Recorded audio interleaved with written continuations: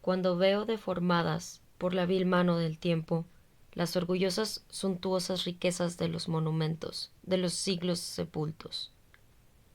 Cuando veo desplomadas las torres, un tiempo altivas, y el bronce eterno esclavo de la rabia mortal. Cuando veo al hambriento océano socavar el dominio de las playas, y a la tierra firme apoderarse de la inmensidad acuosa, creciendo la ganancia con la pérdida, y la pérdida con la ganancia. Cuando considero semejante intercambio de grandezas, o a la grandeza misma, destruida al decaer, tantas ruinas me hacen así reflexionar que vendrá el tiempo, y se llevará a mi amor. William Shakespeare, Soneto 64. 1. El peor sueño del mundo. 5-1 AB. El camino hacia la muerte es una larga marcha a la que asaltan todos los males, y el corazón desfallece poco a poco a cada nuevo terror. Los huesos se rebelan a cada paso. La mente opone amarga resistencia. ¿Y con qué fin? Las barreras se hunden una a una, y por más que te cubras los ojos, no desaparece el paisaje del desastre, ni la visión de los crímenes cometidos. Catherine Ann Porter. Pálido caballo, pálido jinete. Antes de convertirse en la chica de ninguna parte, la que entró, la primera, última y única que vivió 1000 años, era tan solo una niña de Iowa llamada Amy Harper Belafonte. El día en que nació Amy, su madre, Janet, tenía 19 años. Janet puso a Amy el nombre de su madre, que había fallecido cuando Amy era pequeña, y le añadió el segundo nombre, Harper, por Harper Lee, la señora que había escrito Matar a un ruiseñor, el libro favorito de Janet. Aunque, la verdad sea dicha, era el único libro que había conseguido terminar durante todo el instituto.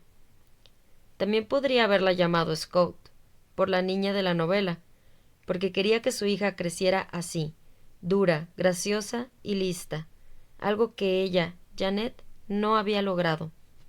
Pero Scott era un nombre de chico, y ella no quería que su hija fuera por la vida explicando algo así. El padre de Amy era un hombre que había llegado un día al restaurante en el que Janet servía las mesas desde que cumpliera 16 años. Un restaurante al que todo el mundo llamaba La Caja, porque era eso lo que parecía, una gran caja de zapatos de cromo, apartada a un lado de la carretera, con la parte de atrás asomada a campos de maíz y alubias. Nada más en kilómetros a la redonda, excepto un autolavado de coches, de esos que metes monedas en la máquina y te hace todo el trabajo. El hombre, que se llamaba Bill Reynolds, vendía cosechadoras y trastos grandes por el estilo. Hablaba con dulzura y le dijo a Janet mientras ésta le servía café, y también después, una y otra vez, lo bonita que era, cuánto le gustaba su pelo negro como el carbón, sus ojos color de avellana y sus muñecas esbeltas. Y lo dijo como si lo creyera a pies juntillas, no como hacían los chicos de la escuela, como si fuera necesario pronunciar las palabras para que ella las dejara obrar a su libre albedrío. El hombre tenía un coche grande, un Pontiac, nuevo, con un tablero que brillaba como una nave espacial y asientos de cuero del color de la crema de la mantequilla. Podría haber amado a aquel hombre, pensaba, haberlo amado de veras. Pero solo se quedó unos días en la ciudad y después continuó su camino. Cuando contó a su padre lo sucedido, él dijo que iría en su busca y le obligaría a asumir sus responsabilidades. Pero lo que Janet sabía, y no dijo, era que Bill Reynolds era un hombre casado. Tenía una familia en Lincoln, allá en Nebraska. Hasta le había enseñado fotografías de sus hijos, Bobby y Billy, 2 críos con uniformes de béisbol. Por lo tanto, pese a las veces que su padre le preguntó quién era el hombre que le había hecho aquello, ella no lo dijo. Ni siquiera le dijo cómo se llamaba. Y la verdad era que todo le dio igual. El embarazo, que fue fácil hasta el final, el parto, que fue doloroso pero rápido, y al tener a su hija, la pequeña Amy, para hacer saber a Janet que la había perdonado. Su padre había convertido el antiguo dormitorio de su hermano en el cuarto de la niña, y bajó del desván la antigua cuna, la misma en la que Janet había dormido 2 años antes. Había ido con Janet a Walmart antes de que Amy llegara, para comprar algunas cosas que iba a necesitar, como pijamas, un nuevo tubo de plástico y un móvil que colgara sobre la cuna. Había leído en un libro que los bebés necesitaban mirar cosas como esas, con el fin de que sus pequeños cerebros se conectaran y empezaran a funcionar como era debido. Desde el primer momento, Janet siempre había pensado en el bebé en femenino, porque en el fondo de su corazón deseaba una niña, pero sabía que no podía decir esas cosas a nadie, ni siquiera a ella misma. Le hicieron un escáner en el hospital de Cedar Falls. Una señora con una bata floreada pasó una pequeña pala de plástico sobre el estómago de Janet, y ella le preguntó si le podía decir qué iba a hacer. Pero la mujer rió, mientras miraba las imágenes del bebé de Janet en la pantalla, dormido en su seno, y dijo: «Cariño, este bebé es tímido. Unas veces puede saberlo y otras no, y esta va a ser de las que no». Así pues, Janet se quedó sin saberlo. Decidió que le daba igual, y después de que ella y su padre vaciaran la habitación de su hermano y bajaran sus banderines y carteles antiguos, José Canseco y un grupo musical llamado Killer Picnic y unas chicas Budweiser, y vieran lo descoloridas y destrozadas que estaban las paredes, las pintaron de un color que la etiqueta de la lata llamaba tiempo de sueños, que era rosa y azul a la vez, y por lo tanto adecuado, fuera cual fuese el sexo del bebé. Su padre logró una cenefa de papel pintado a lo largo del borde del techo, un dibujo repetido de patos que chapoteaban en un charco, y limpió una vieja mecedora de arce que encontró en una sala de subastas, de manera que cuando Janet volviera con la niña a casa, tuviera un sitio donde sentarse y acunarla. La niña llegó en verano, la niña que ella deseaba y a la que llamó Amy Harper Belafonte. Parecía inútil utilizar el apellido Reynolds, el apellido de un hombre a quien Janet suponía que no volvería a ver, y a quien, ahora que Amy estaba aquí, ya no deseaba. Y Belafonte... no había apellido mejor. Significaba fuente bella, y eso era Amy. Janet le daba de mamar, la mecía y cambiaba. Y cuando Amy lloraba en plena noche porque estaba mojada, tenía hambre o no le gustaba la oscuridad, Janet se dirigía a su habitación tambaleante, fuera la hora que fuese, aunque estuviera cansada de trabajar en la caja. La cogía y le decía que estaba allí, que siempre estaría allí. «Si lloras, vendré corriendo. Es un trato entre nosotras. Tú y yo para siempre, mi pequeña Amy Harper Belafonte». Y la abrazaba, y mecía hasta que el alba empezaba a clarear las persianas, y oía a los pájaros cantar en las ramas de los árboles de fuera. Después, Amy cumplió 3 años, y Janet se quedó sola. Su padre había muerto. Le dijeron que de un infarto, o tal vez de una apoplejía. Era algo que no valía la pena comprobar. Fuera lo que fuera, le pilló una mañana temprano cuando se dirigía hacia su camioneta para ir a trabajar al elevador de grano. Tuvo el tiempo justo de dejar el café sobre el guardabarros antes de caer y morir, sin derramar ni una sola gota. Ella todavía trabajaba en la caja, pero el dinero no llegaba, ni para Amy ni para los demás, y su hermano, que estaba en la marina, no contestaba a sus cartas. Dios inventó Iowa para que la gente pueda marcharse y no regresar jamás, solía decir Janet. Se preguntó qué iba a hacer. Y un día entró un hombre en el restaurante. Era Bill Reynolds. Estaba diferente, y el cambio no había sido a bien. El Bill Reynolds a quien ella recordaba, y tenía que admitir que todavía pensaba en él de vez en cuando, sobre todo por nimiedades, como la forma en que el pelo rubio le caía sobre la frente cuando hablaba, o cuando soplaba el café antes de beberlo, incluso cuando ya no quemaba. Tenía algo, una especie de luz cálida que irradiaba de su interior y que querías tener cerca. Le recordaba aquellos bastoncitos de plástico que rompías y que brillaban gracias al líquido de dentro. Era el mismo hombre, pero el resplandor había desaparecido. Parecía más viejo y más delgado. Vio que no se había afeitado ni peinado el pelo, grasiento y revuelto, y que no llevaba el polo planchado, sino una camisa de trabajo vulgar como las que había utilizado su padre, con los faldones fuera y manchada bajo las axilas. Tenía aspecto de haber pasado la noche al raso, o en el coche. Le hizo una señal con la mirada desde la puerta, y ella lo siguió hasta un reservado del fondo. —¿Qué haces aquí? —La he dejado —dijo él, y cuando la miró, ella notó el olor a cerveza en su aliento, y el olor a sudor y ropa sucia. —Lo he hecho, Janet. He dejado a mi mujer. Soy un hombre libre. —¿Has venido hasta aquí para decirme eso? —He pensado en ti —carraspeó—. Mucho. He pensado en nosotros. —¿Qué quieres decir con nosotros? De nosotros nada. No puedes presentarte así como así y decir que has estado pensando en nosotros. Él se irguió. —Bien, pues lo estoy haciendo. Lo estoy haciendo en este momento. ¿No te das cuenta de que tengo trabajo? No puedo estar hablando contigo. Tendrás que pedir algo. —Bien —contestó él, pero no miró el menú de la pared, sino que mantuvo los ojos clavados en ella. —Tomaré una hamburguesa con queso y una Coca-Cola. Mientras ella tomaba nota del pedido y las palabras daban vueltas ante sus ojos, se dio cuenta de que había empezado a llorar.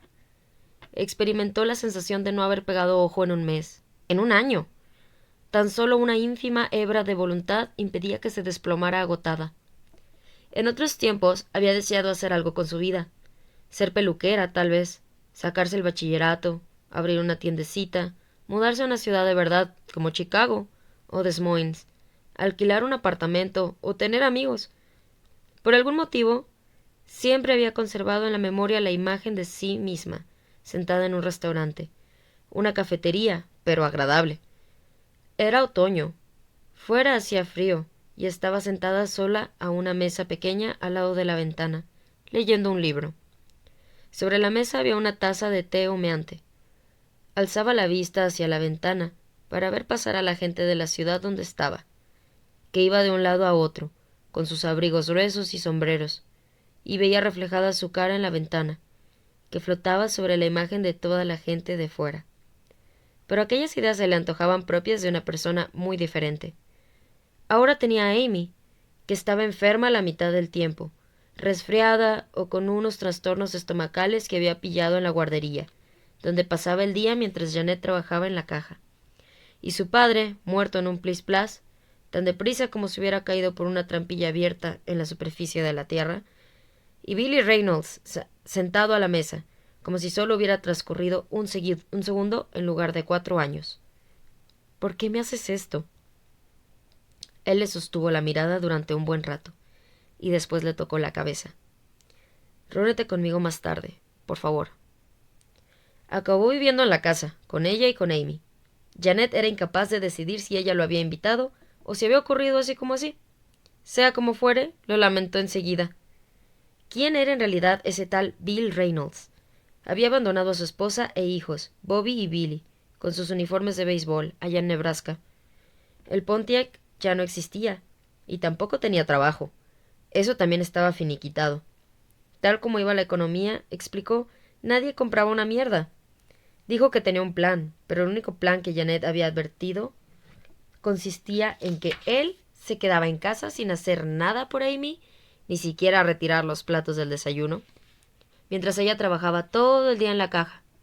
La pegó por primera vez al cabo de 3 meses. Estaba borracho y en cuanto lo hizo se puso a llorar y dijo, una y otra vez, que lo sentía mucho. Se puso de rodillas, lloriqueando, como si ella le hubiera hecho algo. Tenía que entenderlo, dijo, lo difícil que resultaba todo, los cambios ocurridos en su vida, y todo ello era algo más de lo que un hombre, cualquier hombre, podía aguantar. La quería, lo sentía y no volvería a ocurrir, nunca más. Lo juró, ni a ella ni a Amy. Al final ella se oyó decir que también lo sentía. Le había pegado por dinero. Cuando llegó el invierno y ella no tuvo suficiente dinero en la cuenta corriente para pagar al hombre del combustible para la calefacción, le volvió a pegar. «Maldita seas, mujer. ¿Es que no ves la situación en que me encuentro?» Ella estaba en el suelo de la cocina y se aferraba un lado de la cabeza. La había golpeado con fuerza suficiente para arrojarla al suelo. Lo curioso es que vio lo sucio que estaba el suelo, manchado y mugriento, con bolas de polvo y a saber qué más cosas amontonadas contra los pies de los armarios, donde no podían verse. La mitad de su mente tomaba nota de aquello, mientras la otra mitad le decía: «No piensas bien, Janet. Bill te ha pegado y se te ha desprendido una neurona, de modo que ahora te preocupas por el polvo». Algo curioso pasaba también con los sonidos del mundo. Amy estaba viendo la televisión arriba, en el pequeño aparato de su habitación. Pero Janet oía a Barney, el dinosaurio púrpura, y una canción para lavarse los dientes, como si estuvieran dentro de su cabeza. Y después, desde muy lejos, el sonido del camión del combustible que se alejaba, el rechinar del motor al salir del camino de entrada y tomar la carretera comarcal. «Esta no es tu casa», dijo ella. «En eso tienes razón». Bill sacó una botella de Old Crow de debajo del fregadero y vertió un poco en un tarro de jalea, aunque solo eran las 10 de la mañana. Se sentó a la mesa, pero no cruzó las piernas, como cuando lo hacía para estar más cómodo. «Ni tampoco es mi combustible». Janet intentó levantarse, pero no pudo. Lo vio beber durante un buen rato. «Lárgate». El hombre rió, meneó la cabeza y tomó un sorbo de whisky. «No deja de ser curioso que me lo digas tirada en el suelo». «Te lo digo en serio. Lárgate». Amy entró en la habitación, sujetaba el conejo de peluche que todavía llevaba a todas partes, y vestía los pantalones de peto buenos, los que Janet le había comprado en el centro comercial, los Hosh-Kosh, Billosh, con fresas estampadas en el peto. Uno de los tirantes se había desabrochado y le colgaba de la cintura. Janet comprendió que debía de haberlo hecho la propia Amy, porque seguramente necesitaba ir al baño. «Mamá, estás en el suelo». «Estoy bien, cariño». Se puso en pie para demostrarlo. El oído izquierdo le zumbaba un poco, como en los dibujos animados, con pájaros volando alrededor de la cabeza. Vio que tenía un poco de sangre en la mano. No sabía de dónde había salido. Levantó a Amy y forzó una sonrisa. «¿Lo ves? Mamá se ha caído, eso es todo. ¿Tienes que ir, cariño? ¿Tienes que utilizar el lavabo?» «Mírate», decía Bill. «Mírate bien». Meneó la cabeza de nuevo y siguió bebiendo. «¿Lo ves? Puta estúpida. Es probable que ni siquiera sea mía». «Mamá», dijo la niña y señaló, «te has cortado. Tienes un corte en la nariz». Fuera por lo que había oído o por la sangre, la niña se puso a llorar. «¿Ves lo que has hecho?», dijo Bill. Miró a Amy. «Vale ya, no ha sido nada. A veces la gente discute, eso es todo». «Te he dicho que te vayas». «¿Qué cosas dices? Pero si ni siquiera eres capaz de llenar el depósito de combustible». «¿Te crees que no lo sé? Te juro por Dios que no necesito que me lo digas». Amy se había puesto a aullar. Janet la abrazó y sintió un calor húmedo sobre su cintura cuando la niña liberó la vejiga. «Por amor de Dios, haz callar a esa cría». Ella apretó a Amy con fuerza contra su pecho. «Tienes razón, no es tuya y nunca lo será.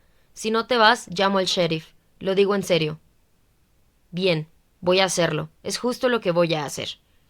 Se puso en pie y fue de un lado a otro de la casa recogiendo sus cosas, que tiró en las cajas de cartón que había utilizado para transportarlas hacia unos meses.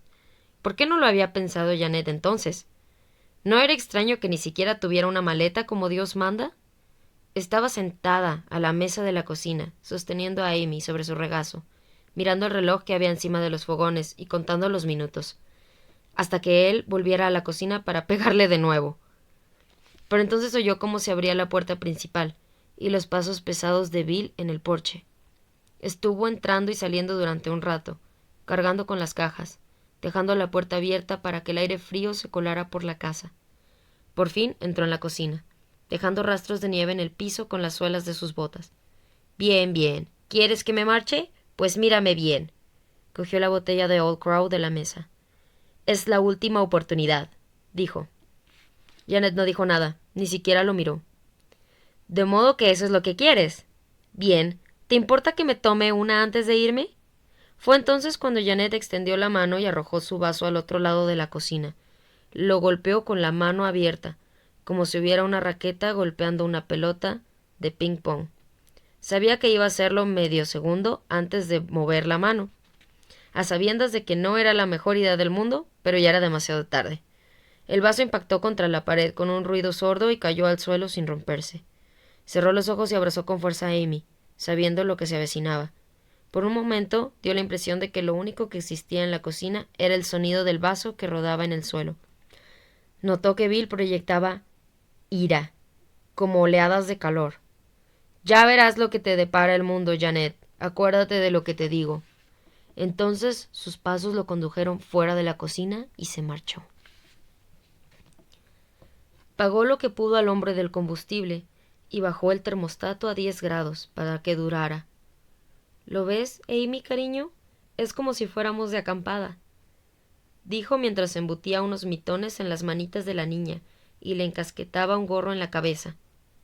Ya no hace frío, es como una aventura. Durmieron juntas bajo un montón de viejos edredones. La habitación estaba tan helada que su aliento se condensaba en el aire sobre sus rostros. Tomó un trabajo nocturno, de mujer de la limpieza en el instituto, y dejó a Amy con una señora del vecindario. Pero cuando la mujer enfermó y tuvo que ingresar en el hospital, Janet se vio obligada a dejar sola a Amy. Le explicó lo que debía hacer. Quédate en la cama, no abras la puerta, cierra los ojos y estaré en casa antes de que te des cuenta. Se aseguraba de que Amy estuviera dormida antes de salir de puntillas por la puerta, y después bajaba a toda prisa por el camino de entrada, incrustado de nieve donde tenía aparcado el coche, lejos de la casa, para que Amy no oyera el sonido del motor. Pero una noche cometió el error de contárselo a alguien, otra mujer de la brigada de trabajo, en una pausa para fumar. A Janet nunca le había gustado fumar y no quería gastar dinero, pero el tabaco le ayudaba a mantenerse despierta, y si le quitaban el descanso que suponía echarse un cigarrillo, no le quedaba nada a lo que aferrarse, solo más retretes que restregar y más pasillos que fregar. Pidió a la mujer, que se llamaba Alice, que no se lo contara a nadie, porque sabía que podía meterse en líos si dejaba sola a Amy. Pero lo que Alice hizo fue, por supuesto, chivarse al encargado, quien despidió a Janet en el acto. Dejar sola a una niña no está bien, le dijo en su despacho situado al lado de las calderas, una habitación de no más de 3 metros cuadrados, con un escritorio de metal mellado y una antigua silla con el relleno salido, y un calendario en la pared que ni siquiera era de aquel año. El aire siempre era tan caliente y enrarecido que Janet apenas podía respirar. «Y tienes suerte de que no te eche encima al condado», le dijo. Se preguntó cuándo se había convertido en alguien a quien se le podía decir eso sin equivocarse. Hasta entonces había sido bastante amable con ella, y tal vez podría hacerle comprender la situación, que sin el dinero del empleo no sabía qué hacer, pero estaba demasiado cansada como para encontrar las palabras. Cogió su último cheque y volvió a casa en el destartalado coche, el Kia de segunda mano que había comprado en el instituto, un armatoste que ya entonces tenía 6 años y se estaba descuajaringando a tal velocidad que casi podía ver las piezas rebotar en el pavimento por el espejo retrovisor. Y cuando paró en Quick-Mart para comprar un paquete de Capris y el motor no se quiso poner en marcha, empezó a llorar. No pudo parar de llorar durante media hora. El problema era la batería. Comprar una nueva le costó $83 en Sears, pero para entonces ya llevaba una semana sin trabajar, y también había perdido su empleo en la caja. Le quedaba el dinero justo para marcharse, guardar sus cosas en un par de bolsas de colmado y las cajas de cartón que Bill se había dejado. Nadie volvió a saber más de ellas. La casa se quedó vacía. Las tuberías se helaron y estallaron como fruta madura. Cuando llegó la primavera, el agua se escapó de ellas durante días, hasta que en la compañía comprendieron que nadie iba a pagar la factura y enviaron a un par de hombres para cortar el agua. Los ratones invadieron la casa, y cuando la ventana de arriba se rompió a consecuencia de una tormenta de verano, también lo hicieron las golondrinas. Construyeron sus nidos en el dormitorio donde Janet y Amy habían dormido ateridas de frío, y la casa no tardó en impregnarse del sonido y el olor de los pájaros. En Dubuque, Janet trabajaba en el turno de la noche de una gasolinera. Amy dormía en el sofá de la trastienda, hasta que el propietario lo descubrió y la despidió.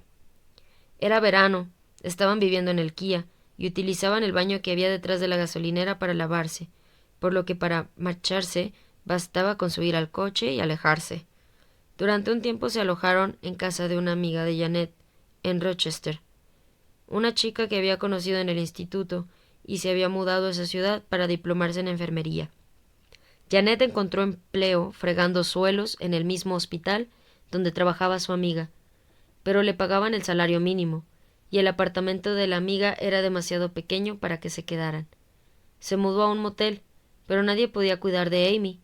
La amiga tampoco podía encargarse, y no conocía a nadie que pudiera hacerlo, de modo que terminaron viviendo de nuevo en el Kia. Era septiembre, y el frío se notaba ya en el aire. En la radio no paraban de hablar de guerra. Se dirigió hacia el sur y consiguió llegar a Memphis antes de que el Kia muriera de una vez por todas. El hombre que las recogió en el Mercedes dijo llamarse John. Una mentira, supuso ella, por la forma en que lo dijo, como un niño que contara una trola acerca de quien había roto la lámpara, y la miró de arriba abajo durante un momento antes de hablar. Me llamo John. Ella le echó unos 50 años, pero no era muy buena para esas cosas. Lucía una barba bien cuidada y vestía un traje oscuro ceñido, como el director de una funeraria. Mientras conducía, miraba de vez en cuando a Amy por el retrovisor. Se acomodaba en el asiento, preguntaba a Janet cosas sobre ella, a dónde iba, qué le gustaba hacer, qué le había llevado hasta el gran estado de Tennessee. El coche recordó a Janet el Grand Prix de Bill Reynolds, solo que más bonito. Con las ventanas cerradas apenas se podía oír nada del exterior, y los asientos eran tan blandos que tenía la impresión de estar sentada en una gran copa de helado. Le entraron ganas de dormir. Cuando frenaron ante un motel, casi le daba igual lo que le sucediera. Se le antojaba inevitable. Estaban cerca del aeropuerto. La tierra era llana, como en Iowa, y en el crepúsculo vio las luces de los aviones que daban vueltas alrededor de la pista, que describían lentos y soñolientos arcos, como blancos en una galería de tiro. Amy, cariño, mamá se va adentro con este hombre tan simpático. Será solo un momento, ¿vale? Mira tu libro de ilustraciones, cariño. El hombre se mostró educado, fue a lo suyo, la llamó nena y toda la pesca, y antes de irse dejó $50 sobre la mesita de noche, lo suficiente para que Janet alquilara una habitación donde pasar la noche con su hija. Pero otros no fueron tan amables. Durante la noche, encerraba a Amy en la habitación con la tele encendida, para hacer un poco de ruido y salir a la autopista, donde se apostaba delante del motel. Y no tardaba mucho. Alguien paraba, siempre un hombre, y después de negociar el asunto, lo llevaba al motel. Antes de dejar pasar al hombre, entraba y depositaba a Amy en el cuarto de baño, donde le improvisaba una cama en la bañera con algunas mantas y almohadas.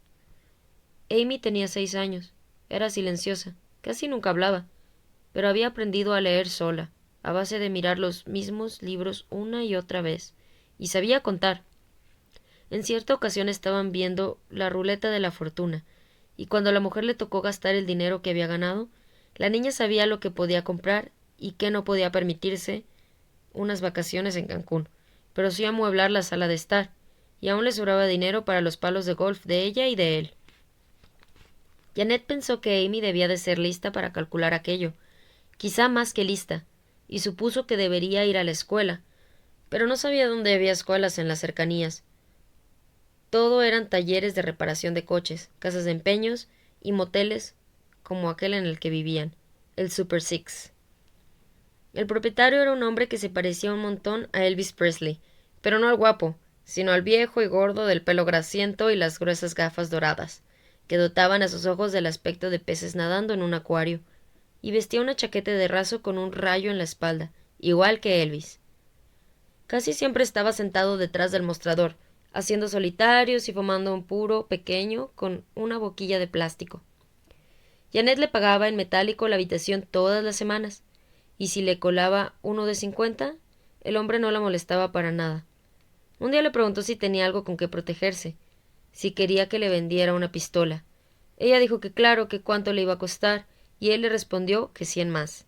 Le enseñó un revólver de aspecto oxidado, un 22, y cuando le depositó en su mano, en el despacho, no le pareció gran cosa, y mucho menos que aquello pudiera matar a alguien. Pero era lo bastante pequeño como para que cupiera en el bolso que ella se llevaba a la autopista, y no creyó que fuera mala cosa llevarlo encima. «Cuidado con dónde apuntas», le dijo el director. Y Janet pensó: «Vale, si tienes miedo, es que funciona. Te has comprado un arma». Y se alegraba de haberlo hecho. El mero hecho de saber que estaba en su bolso la indujo a comprender que antes había tenido miedo y ahora no, o al menos no tanto. El arma era como un secreto, el secreto de quién era ella, como si transportara en el bolsillo el último ápice de su ser. La otra Janet, la que aguardaba en la autopista, con el body y la falda, que ladeaba la cadera, sonreía y decía: «¿Qué quieres, nene? ¿Puedo ayudarte en algo esta noche?». Esa Janet era una persona ficticia, como la mujer de una historia cuyo final no estaba segura de querer saber. El hombre que la recogió aquella noche no fue el que ella había imaginado. A los malos los pillaba enseguida, y a veces decía: «No, gracias», y continuaba andando. Pero aquel parecía agradable, un estudiante universitario, supuso, o al menos lo bastante joven como para ir a la universidad, e iba bien vestido, con pantalones de color caqui y una de esas camisas con un hombrecillo a caballo dándole vueltas a un martillo. Daba la impresión de que iba a una cita, y se rió para sí cuando subió al vehículo, un gran Ford Expo con una rejilla en el techo para transportar bicicletas o algo por el estilo. Pero entonces sucedió algo extraño. No la llevó al motel. Algunos hombres querían hacerlo en el coche, sin tan siquiera molestarse en aparcar, pero cuando empezó a hacerlo acostumbrado, convencida de que era eso lo que deseaba, el joven la apartó con suavidad. «Quería llevarla a otro sitio», dijo. «¿Qué quieres decir?», preguntó ella. «A un lugar agradable», explicó el joven. «¿No te gustaría ir a un lugar agradable? Te pagaré más de lo habitual». Pensó en Amy, dormida en el cuarto, y supuso que no habría una gran diferencia entre una cosa y otra. «Mientras no tardemos más de 1 hora», dijo, «y luego tendrás que traerme de vuelta». Pero fue más de 1 hora, mucho más. Cuando llegaron a su punto de destino, Janet tenía miedo. El joven paró delante de una casa con un gran letrero encima del porche, que exhibía 3 formas casi parecidas a letras, pero no del todo, y Janet supo lo que era: una fraternidad, un lugar donde un puñado de chicos ricos vivían y se emborrachaban a cuenta del dinero de sus padres, mientras fingían ir a la universidad para llegar a ser abogados y médicos. «Te gustarán mis amigos», dijo el joven. «Vamos, quiero presentártelos». «No pienso entrar ahí», replicó Janet. «Volvamos». El hombre hizo una pausa con ambas manos sobre el volante, y cuando ella vio su cara y lo que acechaba en sus ojos, el ansia lenta y demencial ya no le pareció un chico agradable. «No contemplo esa posibilidad», dijo el hombre. «Yo diría que, en este momento, no consta en el menú». «Y una mierda que no». Abrió la puerta del vehículo y se puso a caminar, sin importarle el hecho de no saber dónde estaba, pero él también bajó y la agarró del brazo. Estaba muy claro lo que le esperaba dentro de la casa, lo que él deseaba, y que todo estaba empezando a tomar forma. La culpa era de ella, por no haberlo comprendido antes, mucho antes, tal vez desde el día en que Bill Reynolds entró en la caja. Se dio cuenta de que el chico también estaba asustado, de que alguien le estaba obligando a hacer esto. Tal vez los amigos que aguardaban dentro de la casa, o al menos eso creía él. Pero a ella le daba igual. El hombre se puso detrás de ella e intentó pasarle el brazo alrededor del cuello para inmovilizarla con el codo, y ella le pegó un violento puñetazo donde más dolía. Y él lanzó un chillido, la llamó puta, zorra y todo lo demás, y le propinó un bofetón en la cara. Ella perdió el equilibrio y cayó hacia atrás, y él se le tiró encima, con las piernas ahorcajadas sobre su cintura, como un jinete a caballo, mientras ella se debatía y pegaba, y trató de inmovilizarle los brazos. Si lo conseguía, todo habría terminado. A él le daría igual que estuviera consciente o no, pensó Janet cuando lo hiciera. A todos les daría igual.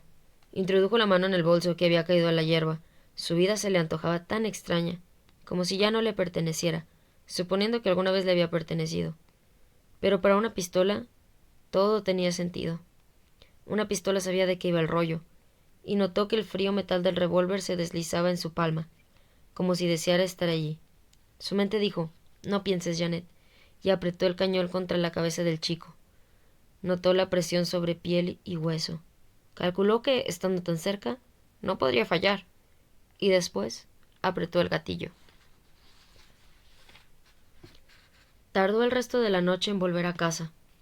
Después de que el chico se desplomara en el suelo, había corrido con toda la velocidad que le permitieron sus piernas hacia la carretera más grande que pudo ver, un amplio bulevar que brillaba bajo la luz de las farolas, con el tiempo justo de alcanzar un autobús. No sabía si llevaba la ropa manchada de sangre, pero el conductor apenas la miró mientras le explicaba cómo volver al aeropuerto, y ella se sentó donde nadie pudiera verla. En cualquier caso, el autobús iba casi vacío. No tenía ni idea de dónde estaba. El autobús avanzaba a paso de tortuga entre barrios de casas y almacenes, todo a oscuras. Dejó atrás una iglesia grande, después los letreros de un zoo, y por fin se adentró en el centro de la ciudad, donde esperó un segundo autobús aterida bajo una marquesina de plexiglas. Había perdido el reloj, no sabía cómo, e ignoraba qué hora era. Tal vez se había desprendido cuando estaba peleando, y la policía lo utilizaría como pista. Pero era un vulgar Timex, que había comprado en Walgreens, y pensó que no les diría gran cosa. La pistola sí le serviría. La había arrojado a la hierba, al menos eso creía recordar. Todavía tenía la mano un poco entumecida por el retroceso del arma cuando se disparó, y los huesos aún vibraban como un diapasón que no pudiera parar. Cuando llegó al motel estaba amaneciendo. Notó que la ciudad despertaba a su alrededor. Bajo la luz cenicienta entró en la habitación. Amy estaba dormida con la televisión encendida, un programa de teletienda que ofrecía una especie de máquina de ejercicios. Un hombre musculoso con coleta y una enorme boca, similar a la de un perro, ladraba en silencio desde la pantalla. Janet supuso que debían de quedarle un par de horas antes de que alguien se presentara. Qué tontería había cometido al abandonar el arma, pero ya no servía de nada preocuparse por eso. Se mojó la cara con agua y se cepilló los dientes, sin mirarse en el espejo. Después se puso unos pantalones vaqueros y una camiseta, y tiró al cubo de la basura maloliente que había detrás del motel la ropa vieja, el top, la faldita y la chaqueta con flecos que se ponía para ir a la autopista, manchados de sangre y otras cosas que preferiría dejar atrás. Daba la impresión de que el tiempo se había comprimido como un acordeón. Todos los años que había vivido, y todo lo que le había pasado, aplastados de repente bajo el peso de este único momento. Recordó las madrugadas, cuando Amy era un bebé, y ella la mecía junto a la ventana hasta quedarse dormida con frecuencia.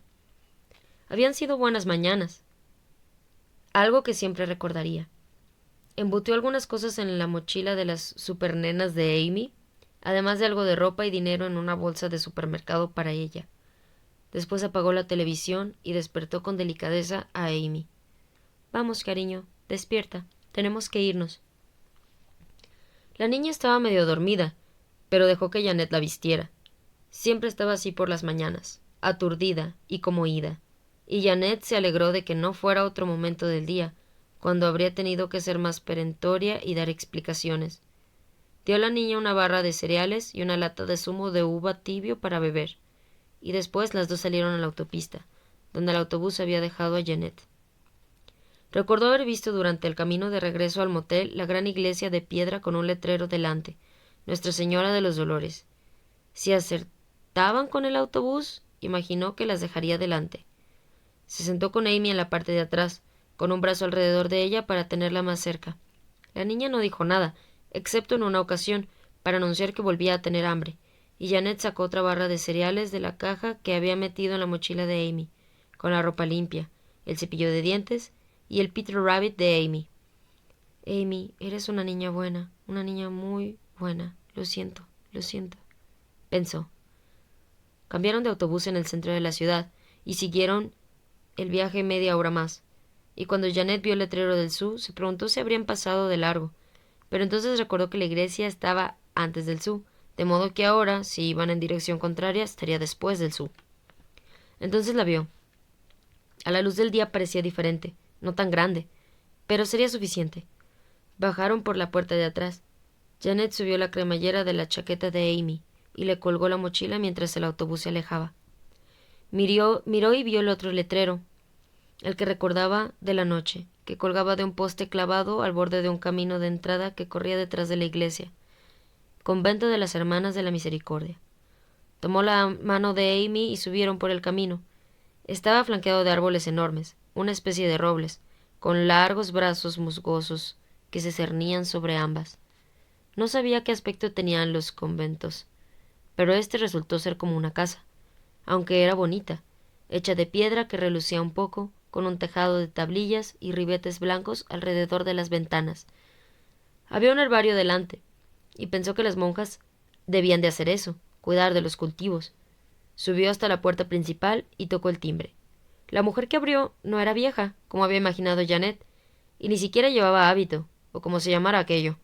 Era joven, no mucho mayor que Janet, y, salvo por el velo que le cubría la cabeza, iba vestida como todo el mundo, con falda, blusa y un par de mocasines marrones.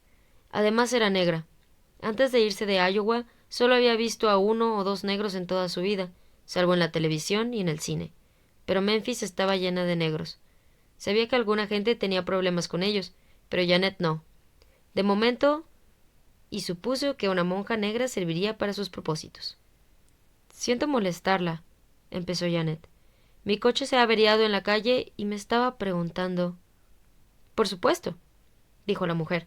Su voz era extraña y no se parecía a nada que Janet hubiera oído antes, como si hubiera notas musicales atrapadas dentro de las palabras. Entren, entren. La mujer se apartó para dejarlas pasar al vestíbulo. Janet sabía que en algún lugar del edificio habría más monjas, que quizá fueran negras también, durmiendo, cocinando, leyendo o rezando, pues eso suponía que hacían las monjas casi todo el día. Reinaba el silencio, y supuso que no se equivocaba. Lo que debía conseguir era que la mujer la dejara a solas con Amy. Lo sabía con certeza, como sabía que aquella noche había matado a un muchacho y todo lo demás. Lo que estaba a punto de hacer iba a herirla mucho más, pero tampoco existía tanta diferencia, solo más dolor en el mismo punto. Señorita... Ah, puede llamarme Lassie, dijo la mujer. Aquí somos muy informales. ¿Es hija suya? Se arrodilló delante de Amy. Hola, ¿cómo te llamas? Tengo una sobrinita de tu edad, casi tan bonita como tú. Miró a Janet. Su hija es muy tímida. Tal vez se deba a mi acento. Soy de Sierra Leona, en África Occidental. Se volvió de nuevo hacia Amy y le tomó la mano.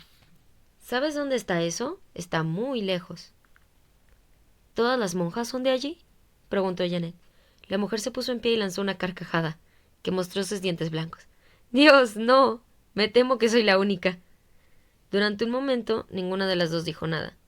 A Janet le gustaba aquella mujer, le gustaba escuchar su voz, le gustaba cómo trataba a Amy, su forma de mirarla a los ojos cuando le hablaba. Iba a llevarla al colegio, dijo Janet. Cuando el coche se averió, la mujer asintió. Sígame, por favor. Condujo a Janet y a Amy por un pasillo hasta la cocina, una gran sala con una enorme mesa de roble y armarios con etiquetas. Loza, latas o pasta y arroz. Janet nunca había pensado que las monjas comieran. Supuso que, dada la cantidad de monjas que vivían en aquel edificio, era de ayuda saber dónde estaba cada cosa en la cocina. La mujer señaló el teléfono, uno antiguo de color marrón, con un cable largo que colgaba de la pared. Janet había planeado bastante bien la siguiente parte. Marcó un número mientras la mujer preparaba un plato con galletas para Amy. No compradas en una tienda, sino hechas a mano por alguien. Y después, cuando una voz grabada le dijo al otro lado de la línea que haría un día nublado, con una temperatura de 13 grados y cierta posibilidad de chubascos, hacia el anochecer fingió que estaba hablando con la Triple A, sin dejar de sentir durante todo el rato. La grúa viene de camino, dijo al tiempo que colgaba. Han dicho que saliera a su encuentro. De hecho, tienen un taller aquí al lado. Bien, esa es una buena noticia, dijo la mujer. Hoy es su día de suerte. Si quiere, puede dejar a su hija conmigo. Será difícil tenerla controlada en una calle con tanto tráfico. Ya estaba. Janet no tendría que hacer nada más. Tan solo decir que sí. ¿No será una molestia?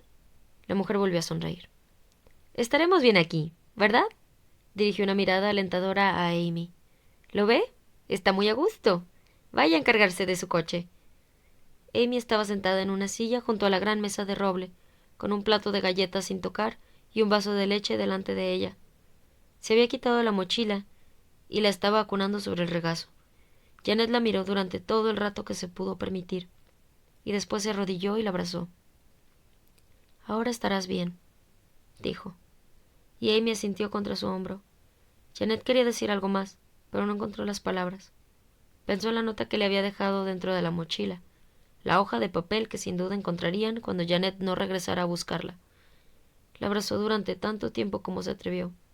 Se sintió embargada de la presencia de Amy, el calor de su cuerpo, el olor de su pelo y de su piel.